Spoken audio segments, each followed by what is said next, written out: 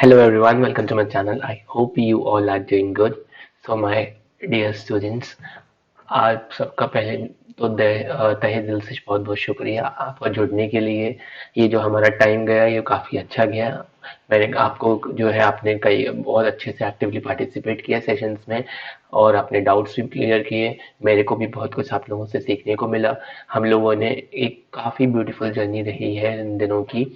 तो जैसा कि कल आपका एग्जाम है, थोड़ा डर लग रहा होगा, थोड़ा लग रहा होगा प्रिपरेशन नहीं हुई है, क्या होगा, आता होगा नहीं आता होगा। तो सबसे पहली बात तो मैं आपको बताना चाहूँगा कि अपने पर विश्वास रखिए, जितना आपने पढ़ा है सफिशिएंट है और आपका पेपर हो जाएगा। कोई ऐसी बात नहीं है आज आप पहली बार एग्जाम नहीं दे रहे हैं। हाँ, 10th में भी हम लोगों ने बोर्ड्स दिए थे, कोई ऐसा नहीं है कि नई बार बोर्ड्स आ रहे हों। तो आपका एग्जाम क्लियर हो जाएगा, उसकी चिंता बिल्कुल मत कीजिएगा।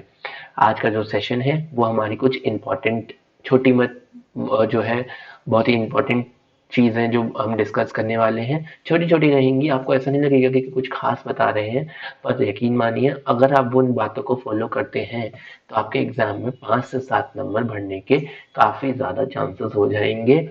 और आज मैं कुछ लिखने नहीं वाला, आज हम सिर्फ जनरल बातें करेंगे। आज मेरे पास कुछ भी नहीं है हाथ में और ना मैं कुछ भी लिखूंगा। आज सिर्फ हम एक डिस्कशन करने वाले हैं, ठीक है। पर आपको इसको ध्यान से सुनना है ताकि आपके एग्जाम में वो चीजें अवॉइड कर सको आप और आपके मार्क्स 5 to 7 बढ़ सके, ठीक है ना। चैनल पर नहीं हो तो चैनल को सब्सक्राइब कर दो और वीडियो को ज्यादा से ज्यादा शेयर करने की कोशिश करो। आइए तो बात करते हैं। जैसे कि कल हमारा पेपर और हमें पता है कि हमारे बोर्ड एग्जाम्स 2 to 5 PM तक होते हैं, ठीक है। अब 2 to 5 PM के लिए आप मैं मान के चल रहा हूँ कि you will get the question paper at 145। 145 आपको क्वेश्चन पेपर आपका मिल जाएगा, है ना। 145 से 2 o'clock तक की स्ट्रैटेजी क्या रहेगी वो अभी हम बात करते हैं। सबसे पहली बात तो ये है, जो भी आपको पढ़ना है, जितना भी आपको पढ़ना है वो आप आज पढ़ लीजिए, ठीक है। कोशिश करना, मैं अगर मुझसे पूछोगे तो मैं चाहूंगा कि आज आप टाइम से सो जाओ और आज रात को लेट नाइट स्टडीज ना करो। और अगर आपको रिवीजन करना है तो आप सुबह उठकर रिवीजन कर लो। पर अगर आप जैसे भी कन्वीनियंट है अपने अकॉर्डिंग, जैसे भी आपका टाइम टेबल होता है, जैसे भी आप जो है एटमॉस्फेयर के हैबिचुअल है, आप वो कर सकते हैं। अगर आपको लेट नाइट स्टडीज की आदत आदत है तो आप लेट नाइट पढ़ लीजिए। पर कोई भी बच्चा कल 10 बजे के बाद पढ़ाई नहीं करेगा। From 10 AM onwards your books copies everything should be closed। 10 बजे के बाद कल कोई भी पढ़ाई नहीं करेगा, ये बात ध्यान में रखनी है, ठीक है। सेकेंडली, कोई भी बच्चा एग्जाम हॉल में जाने से पहले हाथ में बुक्स लेके ऐसे ऐसे ऐसे ये नहीं करेगा कि ये है बुक है, लाओ फॉर्मूला रिवाइज कर लो या फिर जो है कन्वर्जन देख लो, ये डेरिवेशन देख लो। कोई भी ये काम नहीं करेगा। जितना भी करना है कल 10 o'clock तक वाइंड अप कर दो। आखिरी मोमेंट पर दिमाग को बिल्कुल रिलैक्स रखना है, चिल रखना है, ठीक है। पॉइंट नंबर 2 रहा ये कि दिमाग को बिल्कुल चिल रखना है, रिलैक्स रखना है। अगर अच्छा, रीजन क्या है इसका, क्योंकि अगर आप लास्ट मोमेंट तक पढ़ोगे तो क्या होगा, उसके बाद आपको एग्जाम में दिमाग का चलेगा नहीं, बिल्कुल आपका ब्रेन फ्रीज हो जाएगा। सपोज करो आपको कुछ भी कन्वर्जन करना है, वो 2 स्टेप के कन्वर्जन है, हो सकता है एग्जाम में दिमाग ही ना चले उस टाइम। क्यों? क्योंकि दिमाग का फ्रेश होना बहुत जरूरी है। अब आपका माइंड का, अगर आपको किसी भी चीज में जो है दिमाग चलाना है, जैसे आपको कोई न्यूमेरिकल करना है बहुत इजी न्यूमेरिकल, पर ऐसा होगा एग्जाम में आपको देखते हुए ऐसा लगेगा हाँ सब कुछ देखा हुआ है, एग्जाम में क्वेश्चन देखा है, पर एग्जाम में वो क्वेश्चन नहीं हो रहा होगा। क्यों? क्योंकि एक आपके पास एक्सटर्नल प्रेशर है, टाइम चल रहा है और आप बोर्ड एग्जाम में बैठे हो। सेकेंडली, आपने आपने एंड मोमेंट तक आप पढ़ते रहे तो इस वजह से आपका ब्रेन फ्रीज हो गया, आपको कुछ समझ नहीं आया कि क्या करना है। तो ये चीज हमारे को अवॉइड करनी है, ठीक है।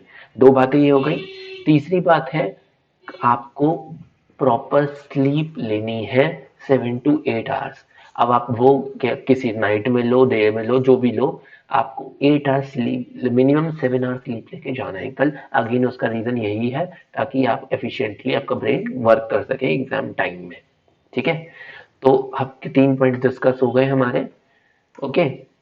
देन उसके बाद है, आप 10 बजे की बात तो ठीक है हम नहीं पढ़े, अब 10 बजे से एग्जाम हॉल जाने की भी चिंता नहीं। क्या आप, सबसे पहली बात तो अब तो गर्मियां हैं, नहा के जाना है, कोई भी बच्चा बिना नहाए नहीं जाएगा पेपर देने, ठीक है। नहा के जाना, आई नो ये बात करने वाली बात नहीं है, पर स्टिल कुछ बच्चे स्पेशली लड़के नहा के नहीं जाते हैं, तो ये आपको नहीं करना है। नहा के जाएंगे ताकि आपकी बॉडी फ्रेश फील हो, आपकी बॉडी रिलैक्स हो सके और आप एग्जाम अच्छे से कर सके, ठीक है। तो ये हमारे 4 पॉइंट्स हो गए। 5वां पॉइंट, अगर हम 10 बजे के बाद कॉपी बंद कर देंगे तो फिर हम क्या करें एग्जाम के टाइम पर? एग्जाम के टाइम पर आप दूसरों के मजे लो, सिंपल सी चीज है। दूसरों के मजे लेने हैं हमें, अपने नहीं दिलवाने किसी को। अपना मत डिस्कस करने बैठ जाना कि यार ये बताना, ये इसका क्वेश्चन का सोल्यूशन क्या होगा, यार ये बताना, अरे यार कंडक्टेंस का फॉर्मूला याद था, कंडक्टेंस का फॉर्मूला एक बार बताइए। ये चीज नहीं करनी है आपको। दूसरों के मजे लो कि तूने वो उस वाल लगा ली, तूने अरिहंत के पेपर लगाए थे। दूसरों से मजे, दूसरों के मजे लेने हैं, अपने मजे नहीं दिलवाने किसी को, ठीक है। इससे आपके अंदर कॉन्फिडेंस आएगा। कॉन्फिडेंस और एक होता है कॉन्फिडेंस और एक होता है ओवर कॉन्फिडेंस। आपको ओवर कॉन्फिडेंट नहीं होना, आपको कॉन्फिडेंट रहना है। कॉन्फिडेंट रहना है कि हाँ हमारी तैयारी प्रॉपर है, और आपको ओवर कॉन्फिडेंट नहीं होना कि हमसे अच्छा तो किसी को आता ही नहीं है, जो भी है हम ही हैं, वो चीज नहीं आनी चाहिए दिमाग में, ठीक है।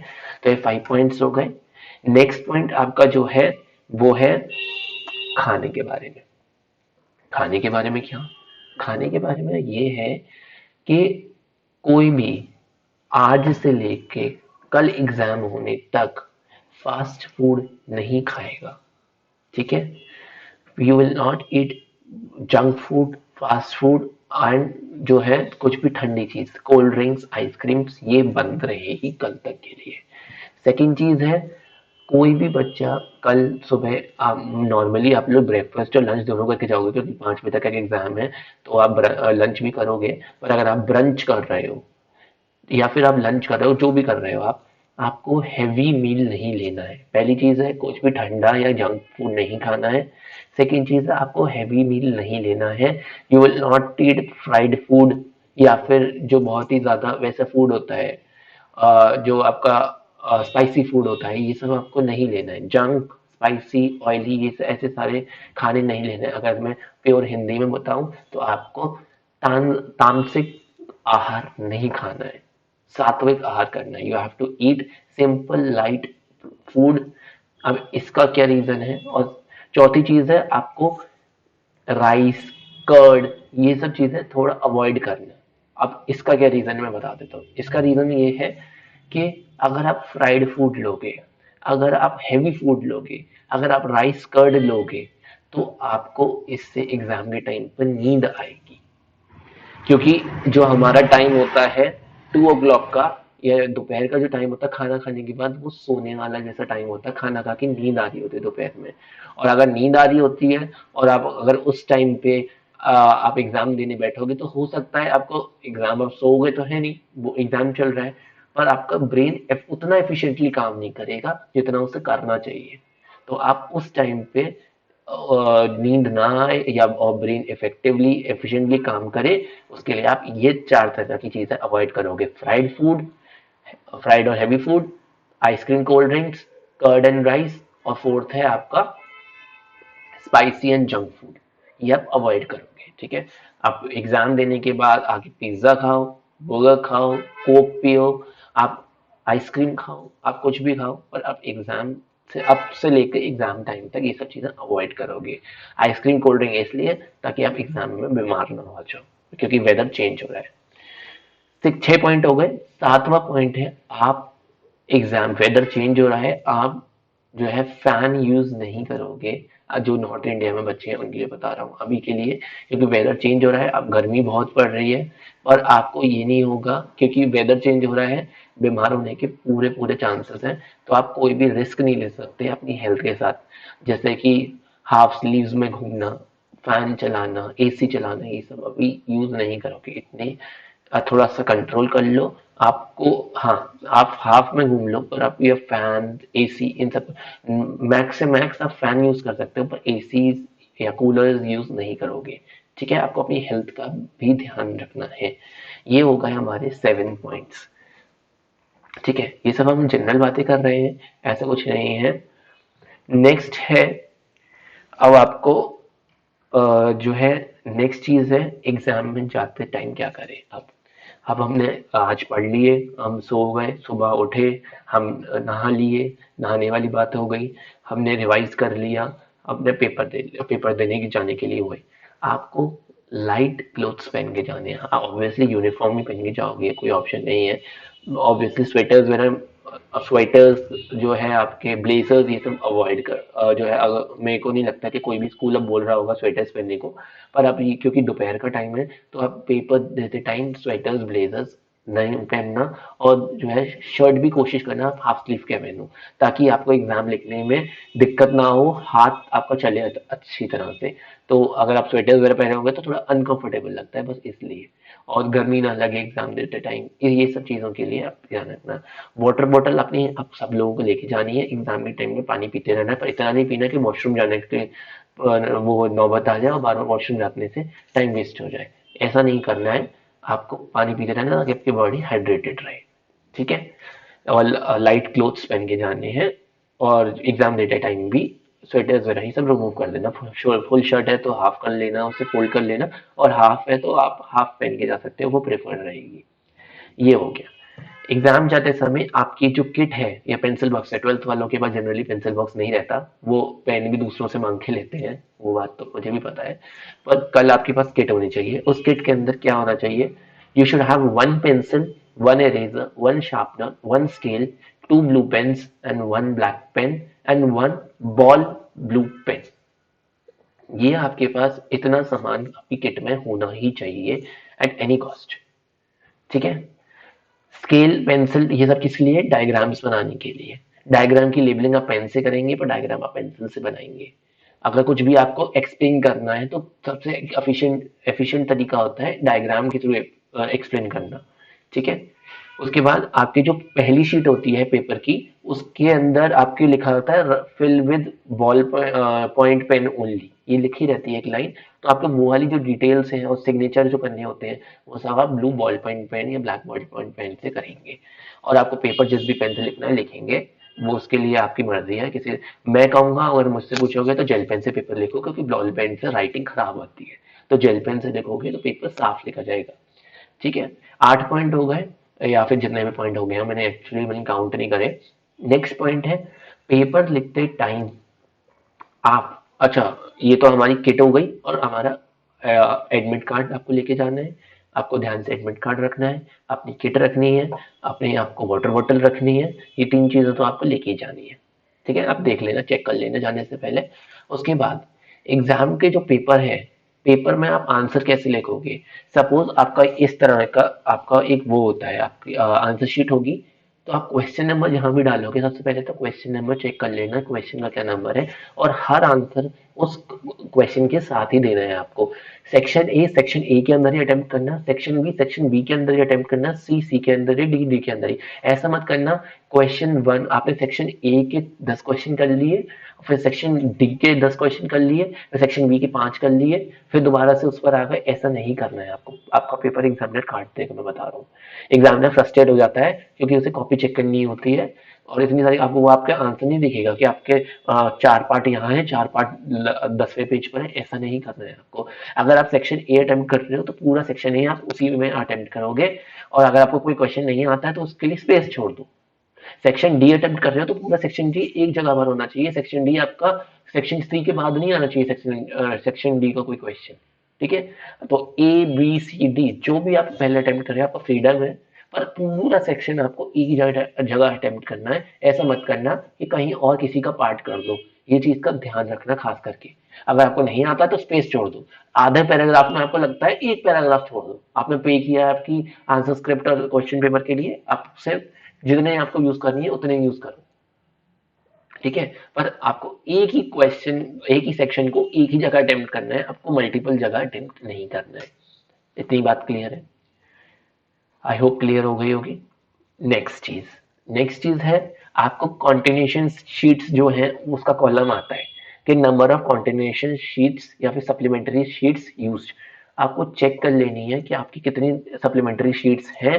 सब पर आपका रोल नंबर, आपका नाम और आपकी जो भी डिटेल्स लिखी होती है वो फिल हो जानी चाहिए। शीट्स हमेशा आपको टाइप करनी है। जब आप वो बोल दें एग्जाम में कि टाई और शीट्स तो आपको टाई कर लेनी है, कोई भी शीट लूज नहीं रह जाए, ये देख लेना, ध्यान रखना इस बात का, कोई भी एक्स्ट्रा शीट लूज ना रह जाए, आपको टाई करनी है प्रॉपर। और आपको सप्लीमेंट्री शीट्स पर अपना नाम, रोल नंबर वगैरह सब लिखना है। बच्चे लिखते नहीं है आलस की वजह से, बच्चे छोड़ देते हैं, ये चीज आपको नहीं करनी है, आपको लिखना है उस पर भी। और जो फर्स्ट शीट है मेन शीट, उसमें लिखा होता है number of extra sheets use, आपको लिखनी है, उसमें मेंशन करना है आपको। अगर नहीं यूज करिए तो नील लिखो, अगर यूज करिए तो कितनी यूज करिए आपको वो लिखना है, पर आपको लिखना है, ठीक है। ये आई थिंक अब 10th पॉइंट होगा, 11th होगा, जो भी होगा। नेक्स्ट पॉइंट है आपका, ट्राई करना कि एक बड़ा स्केल लेके जाओ या फिर आपका छोटा स्केल भी हो, क्योंकि आपको वो नीचे वाली स्लिप को फाड़ना होता है। You have to tear off that slip, जो आपकी जिसमें फोटो और सिग्नेचर लगे होते हैं, उसे आपको ऐसे टीयर करना होता है। तो टीयर करने में वो स्लिप फट ना जाए, आराम से उसे टीयर करना, ठीक है। या तो स्केल से टीयर करना, बड़े स्केल ले जाओ तो वेल एंड गुड है, अगर छोटे से कर रहे हो तो आराम आराम से टीयर करना, शीट फट ना जाए, नीचे वाला जो स्लिप होती है वो। और ये आपको एग्जामिनर को वो दे देनी है, आपका जो इन्विजिलेटर आएगा उसे। उसके बाद पेपर अटेम्प्ट करने में मैंने आपको ये तो बता दिया कि आपको एक सेक्शन को एक ही जगह करना है। अब आपको कैसे करना है, आप लिखेंगे ऊपर ब्लैक पेन से section A, then question one आपको साइड में नहीं लिखना है, मतलब लेफ्ट हैंड साइड की मार्जिन पर नहीं लिखना है आपको क्वेश्चन वन, आपको बीच में लिखना है क्वेश्चन वन। क्योंकि अगर जब आपकी वो शीट जब टाई होगी तो वो हो सकता है वो क्वेश्चन वन छुप जाए, या कोई भी सब पार्ट है किसी का भी वो छुप जाए। तो आपको या तो टू फिंगर स्पेस देके उसे थोड़ा आगे से शुरू करो, या फिर उसे बीच में लिख दो, आप बीच में जो है सेंटर में लिख दो क्वेश्चन वन, और देन उसके बाद पूरा क्वेश्चन सॉल्व करो, ठीक है, ताकि वो छुप ना जाए। सेकंड चीज है, अवॉइड करो कि एक ही क्वेश्चन नंबर वन करने के बाद क्वेश्चन नंबर टू उसी पेज से शुरू करना। अगर नीचे इतना सा गैप है नीचे, तो अवॉइड करो कि वहां पर आप नया क्वेश्चन शुरू ना करो, फ्रेश पेज से क्वेश्चन दोबारा से शुरू करो। आप उसमें लिख सकते हैं जो भी आपको लिखना है, प्लीज टर्न, या फिर एरो बना के जो भी करना है, पर आप कोशिश करो उसके नीचे हॉच पॉच ना क्रिएट कर दो कि 3 लाइन बची है, चलो क्वेश्चन टू भी डाल देते हैं या बी पार्ट भी कर लेते हैं। आपको कंजूसी नहीं करनी है इस चीज में, क्योंकि आपकी प्रेजेंटेशन पेपर की किस तरह की है वो मैटर करती है। कभी कभार तो ऐसा भी देखा जाता है कि आपका पेपर में भले ही आंसर गलत हो, पर एक बार को, मैं यही कह रहा हूँ, हमेशा होगा ऐसा, ऐसी प्रोबेबिलिटी होती है 1 in 100 कि हो सकता है टीचर गलत आंसर को भी सही कर दे, ये देख के कि आपका पेपर की प्रेजेंटेशन, आपके लिखने का तरीका, हैंड राइटिंग और आपके आंसर प्रेजेंटेशन बहुत अच्छी है, तो वो जल्दी जल्दी में आपका गलत आंसर भी सही कर दे। क्योंकि ये बच्चे ने 10 क्वेश्चन तो सही करे ही है, ये भी सही करा ही होगा, तो लास्ट वाले पे भी टिक मार दिया बिना देखे। ऐसा भी हो जाता है, मैं ये कह रहा हूँ हो जाता है, मैंने ये नहीं कहा है होगा, हो जाता है। तो आपको अपने पेपर की प्रेजेंटेशन इस तरह से रखनी है कि टीचर को आपको पेपर पर फ्रस्ट्रेशन निकालने का मौका ना दो। हो सकता है टीचर लड़के आए अपने घर पर, पति से, अपनी पत्नी से, या गर्लफ्रेंड से, बॉयफ्रेंड से, जिससे भी लड़के आया हो, और आपके पेपर पर फ्रस्ट्रेशन निकाल दे, या किसी का भी उसका मैटर चल रहा हो, फैमिली में कोई भी इश्यूज चल रहे हैं उसकी में, पर्सनल लाइफ में, फैमिली लाइफ में, बिजनेस लाइफ में, किसी में भी इशू चल रहे हो, आपके पेपर पर फ्रस्ट्रेशन निकाल दे, तो आपको उसका मौका नहीं देना है एग्जामिनर को, ठीक है। क्योंकि आपको नहीं पता कि आपकी कॉपीज कहाँ जाती हैं चेक होने। जनरली ऐसा बोला जाता है कि नॉर्थ इंडिया के बच्चों की ईस्ट साइड जाती है, ऐसा बोलते हैं, मुझे नहीं पता कि कहाँ जाती है, मैं काउंसिल में, काउंसिल की मीटिंग्स में नहीं जाता, तो ऐसा बोलते हैं, तो यू डोंट नो, है ना। अब आपने क्वेश्चन पेपर के मैंने बता दिया क्या क्या लेके जाना है, क्या क्या सॉल्व कैसे लिखना है, कैसे क्या करना है, ये सब बता दिया। कैलकुलेटर, हाँ, तो किट और आपके एडमिट कार्ड, आपकी वाटर बोतल और कैलकुलेटर, FX82 MS या FX100 MS आपको यूज करना है। ये आपका कैलकुलेटर होता है, मैंने आपको पहले भी दिखा दिया था, दिस इज योर कैलकुलेटर, है ना। ये आपका FX मेरे पास 82 MS है, ये ऑन बटन से ऑन हो जाता है, और शिफ्ट, और आप लोग यूज कर ही रहे होगे इसे काफी टाइम से, शिफ्ट और ये आपका ये दबा के ये ऑफ हो जाता है ना। कैसियो का कैलकुलेटर आता है, इसमें आपको जो मैं चीज बता रहा था वो थी कैलकुलेटर यूज करने की। तो मैंने आपको पिछली वाली वीडियो में भी बताई थी, अगर आपकी वैल्यू है 3 × 10⁵ तो आपको उसे कैलकुलेटर से सॉल्व ही नहीं करना है, कैलकुलेटर से आपको मिनिमम कैलकुलेशंस करनी है, ताकि आपके एरर के चांसेस का मिनिमाइज हो जाए। क्योंकि हो सकता है आप जल्दीबाजी में ब्रैकेट्स भूल जाए, कहीं गलत ब्रैकेट लगा दें, और कोई वैल्यू अगर ब्रैकेट के अंदर की सॉल्व होनी है तो वो बाहर आ जाए, मतलब समझ रहे हो ना, हो सकता है एरर आ जाए। तो इसलिए आपको मिनिमम ब्रैकेट्स यूज करने हैं और मिनिमम कैलकुलेटर में वैल्यू इनपुट करनी है। सब चीजों को कैलकुलेटर में मत डाल देना। 3 इंटू 10 की पावर 8 इंटू 1.6 इंटू 7 का स्क्वायर अपन 49 इंटू 8 इंटू 10 का क्यूब पूरा नहीं डाल देना। थोड़ा सा जितना भी मैनुअली कट हो रहा है उतना कट करो, नहीं हो रहा तो कैलकुलेटर में डाल दो। बस सब कुछ मत डाल देना ब्लाइंडली, थोड़ा दिमाग से भी चलना है, ठीक है। नेक्स्ट, अब नेक्स्ट के बात है आपको मैंने सब चीजें बता दी ये वाली। अब बात करते हैं कि टाइम मैनेजमेंट की। अब 3 चीजें रह गई हैं, टाइम मैनेजमेंट और आपका जो फिर शुरुआत के 15 मिनट मिलते हैं रीडिंग में, उसमें क्या करना है, और पेपर रिवीजन के बारे में, इसके बारे में बात कर लेते हैं। पेपर जैसा भी आए आपको 145 पेपर मिलेगा। 145 से 2 तक का टाइम वेस्ट नहीं करना है, पूरा यूटिलाइज करना है आपको। कैसे यूटिलाइज करना है आपको, पेपर में चॉइस तो नहीं है, we don't have any choice. Paper जो आपको आएगा उसके अंदर आपके 4 सेक्शंस हैं, ठीक है, 4 सेक्शंस हैं पेपर के अंदर। अब इन 4 सेक्शंस के अंदर मैंने आपको एक मिनट देखो, अगर आपको इस तरह से विजिबल हो रहा हो, आई थिंक विजिबल नहीं है, आई थिंक नहीं है विजिबल, छोड़ो। हाँ, कोई नहीं। आपके 4 सेक्शन होते हैं, आपका बताइए आपका पेपर किस तरह से आता है, आपने सैंपल पेपर या प्रीवियस ईयर देखे होंगे। तो पेपर के अंदर आपको 15 मिनट्स मिलते हैं पेपर रीड करने के। आपका पहला सेक्शन होता है 14 मार्क्स का, इसमें आपके 1 मार्क के क्वेश्चन, क्वेश्चन नंबर 1 आपका आएगा चूज द अप्रोप्रिएट वर्ड वाला, फिलिंग द ब्लैंक वाला, ठीक है। वो आपका आएगा 4 नंबर के, 4 फिलिंग द ब्लैंक्स आएंगे। सेक्शन 2 होगा एमसीक्यू वाला, जिसके अंदर आपके 4 एमसीक्यू आएंगे, चारों 4 8 हो गए। 8 के बाद आपकी 4 नंबर की मैचिंग आएंगी, 4 4 4 12 हो गए। और 2 नंबर के आपके असर्शन और रीजन के क्वेश्चन आएंगे एक एक नंबर के। तो इस आईसीसी में एक अच्छी बात ये होती है कि सारे क्वेश्चन 1 1 मार्क के होते हैं, ठीक है। तो आपके इस तरह से सेक्शन ए हो गया। कोशिश करनी है हमें कि हम सेक्शन ए के जो है ना पूरा रीड कर लें और क्वेश्चन पेपर में ही आपको सॉल्व कर लेना है, क्वेश्चन पेपर में ही उस पूरे सेक्शन को, ताकि आपका टाइम बच जाए, ठीक है। क्वेश्चन पेपर में ही आप सॉल्व कर लेना, कोई नहीं देखना। अब इतना बड़ा टिक मत लगा देना कि इतना बड़ा टिक लगा दो आपके, पूरा इस तरह से टिक लगा दिया कि क्वेश्चन पेपर देख लेगा सामने एग्जामिनर कि आपने कि पूरा क्वेश्चन पेपर सॉल्व कर रखा है। थोड़ा सा छोटा सा टिक, ताकि आपको ही समझ आए बस के और किसी को समझ ना आए। तो जैसे एमसीक्यू है या मैच द फॉलोइंग है, उनका सीक्वेंस लिख लिया। एमसीक्यू है तो उनका टिक लगा दिया, जो जो पहली बार में पढ़ पढ़ के आते जा रहे हैं उन पर टिक लगा दिया, ताकि आपको समय बचे, ठीक है।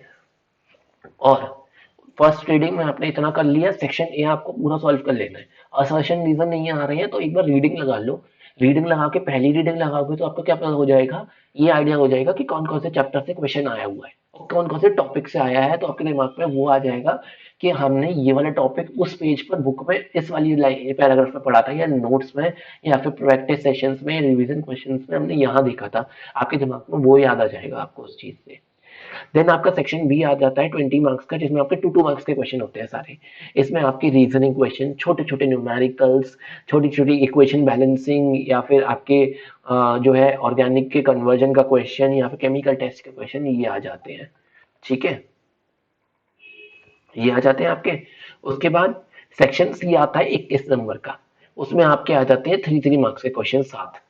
21 नंबर में आ जाते हैं आपके 3 मार्क्स के 7 क्वेश्चन आ जाते हैं। इसमें आपके मेनली न्यूमेरिकल रहता है, आपका कन्वर्जन रहता है, एरो बेस्ड क्वेश्चन रहता है, और आपका 3 मार्क में न्यूमेरिकल हो गया, पैराग्राफ क्वेश्चन हो गया, कन्वर्जन करके क्वेश्चन हो गए, और आपकी मेनली ऑर्गेनिक रहती है इसके अंदर, है ना। और आपका न्यूमेरिकल क्वेश्चन रहता है, इनऑर्गेनिक बहुत ही कम रहती है इसके अंदर, है ना। देन आता है सेक्शन डी, 5 5 मार्क का। सेक्शन डी में जो है वो आपको ऑर्गेनिक मैक्सिमम मिलेगी। आपका उसमें एक क्वेश्चन आपका ऑर्गेनिक का भी होता है, एक जनरली बता रहा हूँ, जनरल ट्रेंड बता रहा हूँ। सेक्शन डी के अंदर एक 5 नंबर का क्वेश्चन आपको ऑर्गेनिक का मिलेगा, एक 5 नंबर का इनऑर्गेनिक का, और एक 5 नंबर का फिजिकल का क्वेश्चन मिलेगा, ठीक है। दोनों क्वेश्चन 3+2 में डिवाइडेड होंगे, 3 मार्क का प्लस एक 2 मार्क। हो सकता है 3 मार्क का फिजिकल में, 3 मार्क का न्यूमेरिकल और 2 मार्क का न्यूमेरिकल। ऑर्गेनिक में 3 मार्क में शॉर्ट नोट आता है, उसके अंदर 3 मार्क में शॉर्ट नोट आएगा ही आएगा, ठीक है। शॉर्ट नोट आएगा 3 मार्क में, 3 शॉर्ट नोट आएंगे, और 2 मार्क में रिएक्शन लिखने को आ सकती है, ठीक है, या फिर रीजनिंग आ सकती है, ओके। एंड जो इनऑर्गेनिक का क्वेश्चन होगा उसमें आपको जनरल ट्रेंड बता रहा हूँ, हो सकता है आपको उसमें आइसोमेरिज्म पूछे और आपको जो क्रिस्टल फील्ड थ्योरी है उसमें से क्वेश्चन आए। इनऑर्गेनिक का क्वेश्चन आएगा, डी पोर्शन जो होगा उसमें आपका इनऑर्गेनिक का क्वेश्चन, ऑर्गेनिक और फिजिकल तीनों के एक एक क्वेश्चन आएंगे 5-5 मार्क्स के। अब आपको क्या करना है, आपको पहले आपने 15 मिनट में अपने पहले तो ऑब्जेक्टिव पढ़ लिए, ऑब्जेक्टिव का देख लिया आपने, देन आपको पूरा पेपर रीड कर लेना है पूरा अच्छे से और ये देख लेना है कौन कौन से क्वेश्चन आपको आते हैं कौन कौन से नहीं आते हैं, ताकि जो नहीं आते हैं उसके बारे में आप सोच सको, ठीक है, तो उसका आइडिया ले सको। इतनी आपको प्लानिंग करके चलना है और ये डिसाइड कर लेना कि कौन से सेक्शन के आपको सारे क्वेश्चन आते हैं और कौन सा सेक्शन से आपको स्टार्टिंग करनी है। मेरे से पूछोगे तो मैं चाहूंगा कि आप सेक्शन डी पहले करो, 5-5 मार्क के क्वेश्चन पहले करो, ताकि आपको उनका प्रेशर रिड्यूस हो जाए। क्योंकि जब आप पहले ऑब्जेक्टिव सॉल्व कर चुके होगे अपने उस पर, तो जब आपको ऑब्जेक्टिव को अपने आंसर शीट में लिखना होगा तो आपको टाइम कितना लगेगा उसे। आपने पूरे ऑब्जेक्टिव को सॉल्व कर रखा है, आपको 5 से 10 मिनट ही लगेंगे बस आंसर शीट में वो लिखने में। तो अब मैं चाहूंगा कि आप पेपर को ऐसे करो कि 5 मार्क्स क्वेश्चन करो, देन 3 मार्क्स करो, देन 2 मार्क्स करो, देन आपके 1-1 मार्क के ऑब्जेक्टिव क्वेश्चन करो।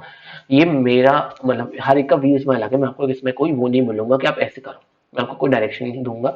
मैं ऐसा मान के चलता हूँ कि पहले आप 5 मार्क्स के क्वेश्चन कर लो, देन 3 मार्क कर लो, देन 2 मार्क कर लो, वेटेज वाइज क्वेश्चन करो ताकि आपका बर्डन रिड्यूस होता जाए। क्योंकि आपको लास्ट में 5 नंबर का क्वेश्चन छूट गया तो आपको दिक्कत होगी, और अगर स्टार्टिंग में आपने 5 नंबर 3 नंबर 2 नंबर कर लिए, दिन बाद में एक नंबर के तो हाल हो जाएंगे। एक नंबर में कुछ लिखना नहीं होता, एक्सप्लेनेशन नहीं देना होता, वो कहता है फिलअप को 1 वर्ड के आंसर होते हैं जो कि 5-10 मिनट में हो जाएंगे, ठीक है। तो अब क्या आता है टाइम मैनेजमेंट। तो टाइम मैनेजमेंट में यही है, पहले के 15 मिनट क्वेश्चन पेपर में क्या करना है, स्टार्टिंग कैसे करनी है क्वेश्चन पेपर की, और आपको पेपर को करना है 2 घंटे 45 मिनट में, लास्ट के 15 मिनट बचेंगे रिवीजन करने के लिए, जिसमें आप वो वाले क्वेश्चन करेंगे जो आपको आते नहीं थे, या और आप पेपर रिवाइज करेंगे कि हमने सही क्वेश्चन किया है और हर सब हेडिंग के अंदर हमने सही क्वेश्चन किया है, सारे क्वेश्चन अटेम्प्ट करें। रिवीजन में क्या देखना है हमारे को, सबसे पहले हमें रिवीजन में देखना है कि जितने हमने सबके क्वेश्चन नंबर सही डाले हैं कि नहीं, हमें सेक्शन नंबर सही डाला है कि नहीं, ये देखना है। सेकंड चीज हमें रिवीजन में देखना है कि जितने क्वेश्चन बोले थे हमने सही सारे अटेम्प्ट करे हैं नहीं करे हैं। थर्ड चीज जो हमें रिवीजन में देखनी है वो है अब न्यूमेरिकल को आप पूरी कैलकुलेशन आपको वर्किंग जहाँ करनी है रफ वर्क, उसमें साफ साफ लिखा रहता है कि रफ वर्क विल बी, आपको पूरा शीट आंसर शीट पर रफ वर्क करके दिखाना है, साइड में आपको कॉलम बना लेना है रफ वर्क करके और साइड में साइड उसका रफ वर्क करके दिखाना है, ताकि आप रिवीजन एग्जामिनर के लिए भी आसान हो और आपके लिए भी आसान हो रिवीजन करते टाइम रफ वर्क सामने रखना। ये मत करना कहीं कोने गुजारे में रफ वर्क कर दिया और आप ढूंढते फिर रहे हो कि कहाँ हमारा रफ वर्क है। तो तीसरी चीज ये हो गई। चौथी चीज है कि आप जब रिवीजन करोगे तो आप क्वेश्चंस के रिवीजन तो कर लोगे, पर जो न्यूमेरिकल्स है उनका रिवीजन कैसे करोगे आप, उसके ये देखना है आपको कि हमने जो वैल्यू बोली गई थी क्वेश्चन के अंदर हमने वही यूज करी है कि नहीं, या फिर क्वेश्चन पेपर की जो स्टार्टिंग में वैल्यूज दी हुई है हमने वही पुटअप करी है कि नहीं आज की वैल्यू, या बोल्ट्जमैन कांस्टेंट की हमने वही वैल्यू डाली है ना, कोई अपने मन से तो नहीं लगा दी, जो यूनिट बोली थी हमने उसी में क्वेश्चन सॉल्व किया है ना, हमने कोई और यूनिट में तो आंसर नहीं दे दिया। आपको न्यूमेरिकल करते समय मैंने आपको लास्ट वीडियो में बताया था आपको 4 अप्रोचेस रखनी है। पहला क्वेश्चन हमसे क्या डिमांड कर रहा है और हम जो निकाल रहे हैं वो सही है ना, ऐसा तो नहीं है क्वेश्चन कुछ और पूछ रहा हो हमने कुछ और निकाल दिया। देन सेकंड चीज थी कि आपको जो यूनिट दे रखी हैं हमने उसी में आंसर निकालना है। थर्ड था कि आपको जो है यूनिट कन्वर्जेंस का ध्यान रखना है। और फोर्थ था कि जो हमें वैल्यूज दी हुई है क्वेश्चन पेपर में आगे फ्रंट में जो वैल्यूज दी हुई है हमें वही यूज करनी है, अपना दिमाग नहीं लगाना है। ये 4 अप्रोचेस बताई थी मैंने आपको, तो वही है। रिवीजन करते टाइम भी आपको ये चीज का ध्यान रखना है क्वेश्चन कैसे हमने सॉल्व कर लिया है नहीं, हमने सारे पार्ट अटेम्प्ट कर लिया कि नहीं, सही क्वेश्चन सही चीज के अंदर किया, कोई क्वेश्चन छूट तो नहीं रहा, देन आपको अगर टाइम मिले देन आपको रिवाइज करना है, ठीक है। अब पेपर सॉल्व करने में कोशिश करना कि ये जो पहला पार्ट है, पहले पार्ट में आपके 14 मार्क्स के 14 क्वेश्चन है, ज्यादा समय नहीं लगेगा, इसे आप 15 मिनट के अंदर निपटा दो।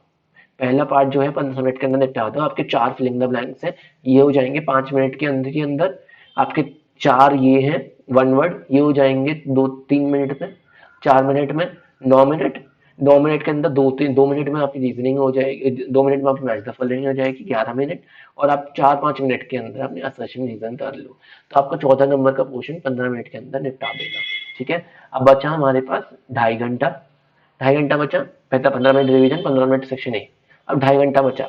2.5 घंटे में जो आपका पहला जो सेक्शन बी है, सेक्शन बी के अंदर आपकी जो है रीजनिंग आएगी या फिर छोटे छोटे न्यूमेरिकल्स हैं, इस पोर्शन को इसके अंदर आपके 10 क्वेश्चन आएंगे 2-2 मार्क के, तो कोशिश करना है इस पार्ट को आप आधे घंटे के अंदर कर लो, ठीक है, आधे घंटे के अंदर इस पार्ट को कर लो, आपके पास बचेंगे 2 घंटे।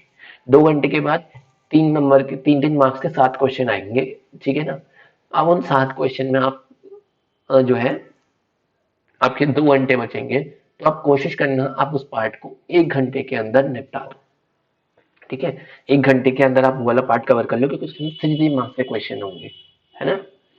और जो चौथा पार्ट है 5-5 मार्क्स का क्वेश्चन, वो आप कोशिश करना कि आप 10-10 मिनट में वो 3 क्वेश्चन कर लो, तो 10 × 3 = 30, तो 30 मिनट्स में आप वो क्वेश्चन कर लो। आधा घंटा मैं स्पेयर इसलिए दे रहा हूँ क्योंकि जितना बोला है आप उसमें तो करोगे नहीं, थोड़ा क्वेश्चन आपका थोड़ा टाइम ज्यादा ही लगेगा, तो आधा घंटा हम बफर टाइम लेके चल रहे हैं। हो सकता है कि किसी सेक्शन में टाइम ज्यादा लग जाए, पर 15 minute is for section A, 30 minutes is for 30 to 35 minutes is for section D, ठीक है। तो ये हो गया इक्वल 50 मिनट्स। 50 मिनट्स के बाद 1 hour to 1 hour 15 minutes for section C, ठीक है। तो ये अप्रोक्स रफ आइडिया हो गया, 2 घंटा 2 घंटे 10 मिनट, और आधा घंटा इज फॉर सेक्शन बी। तो 2 आवर 40 मिनट 2 आवर 45 मिनट का अंदाजा आ रहा है, and 15 minute is for revision and वो वाले क्वेश्चंस जो आपने छोड़ दिए थे उनके लिए है, ठीक है। 10 मिनट आपका 5 मिनट आपके ये देखने के लिए कि आपने सही क्वेश्चन कराए कि नहीं, सारे अटेम्प्ट करे या नहीं, यूनिट कन्वर्जन करे या नहीं, सही यूनिट में आंसर दिया है कि नहीं, ये सब देखने के लिए। एंड 15 मिनट अगर आपका कोई क्वेश्चन छूट गया है तो वो सॉल्व करने के लिए। इस तरह आपका आपका पेपर का रहेगा। अगर आप ये चीज फॉलो करोगे तो आपके नंबर कोई नहीं रोक सकता। अगर आप ये वीडियो देख के ढंग से फॉलो करोगे तो आपके 5 से 7 नंबर बढ़ जाएंगे, जो आपके पहले कट रहे होंगे, क्योंकि ये चीजें आपको नहीं मालूम होंगी। मैंने बहुत छोटी छोटी चीजें बताई हैं, और आपके जो है इसमें हमने जो मेन फोकस था, सबसे पहले तो हमने बात करी कि आपको क्या सोना है, क्या क्या चीजें खानी नहीं है, क्या क्या चीजें आपको अवॉइड करनी है, पेपर के टाइम जाते टाइम हमें क्या पहन के जाना है, क्या ऐसे पेपर हमें करना है, क्या क्या हमें लेके जाना है, पेपर अटेम्प्ट करने से पहले के 15 मिनट कैसे यूज करने हैं, पेपर अटेम्प्ट करने के बाद के लास्ट के 15 मिनट कैसे यूज करने हैं, पेपर के टाइम मैनेजमेंट रहने वाला है आपका, ये सब। और हमने न्यूमेरिकल्स किस तरह से अप्रोच करनी है, क्वेश्चन के टाइम पर टाइम मैनेजमेंट क्या रहेगी, ये चीजों की हमने बात करी थी। आई होप आप लोगों को वीडियो इन्फॉर्मेटिव लगी होगी। मैंने आपके लिए सब कुछ कवर करने की कोशिश करी है। आप लोगों को मेरी तरफ से all the best for exams, मेरी बेस्ट विशेष आपके साथ हैं। आई होप आप लोगों का एग्जाम बहुत अच्छा हो और आप 70 में से 70 स्कोर कर लें, और आपके प्रैक्टिकल भी अच्छे हुए होंगे। उसमें आई थिंक जो है 28, 29, 30 ऐसे ही रेशियो चलता है मार्क्स का, तो आई होप आपको उसमें भी 30 मार्क्स मिले होंगे। और जो है आपका एग्जाम आप अच्छे से करना, ऐसा बिल्कुल मत करना कि आपका पेपर छूट जाए, क्योंकि पेपर ज्यादा लेंदी नहीं होता है। अगर आपको लेंदी लग रहा है मतलब आपके पार्ट पे कुछ कमी है, पेपर लेंदी नहीं होता। आपको टाइम का ध्यान रखना है, टाइम मैनेज अच्छे से करना है, और कोशिश करना कि पेपर होने के बाद आप मुझे टेलीग्राम ग्रुप पर या जो है यूट्यूब के लिंक डिस्क्रिप्शन बॉक्स में कम्युनिटी पोस्ट कहीं पर भी ये बताओ कि पेपर कैसा गया। और अगर कोई भी ऐसा कितना कर पाए कि वो मुझे क्वेश्चन पेपर की फोटो खींच के भेज दे टेलीग्राम ग्रुप पे, तो बहुत अच्छा होगा। कंपलसरी नहीं है, जो अगर कोई भेज पाए तो वेल एंड गुड है, नहीं भेज पाए तो कोई दिक्कत नहीं है, आप अपने नेक्स्ट एग्जाम की तैयारी कर लेना। ऐसा कोई हार्ड एंड फास्ट नहीं है। आई होप आप लोगों को अच्छी लगी ये वीडियो। ज़्यादा से ज़्यादा लाइक करो, शेयर करो, और चैनल पर नए हो तो सब्सक्राइब करना मत भूलना। Thank you very much, all the very best for exams. Thank you, good bye.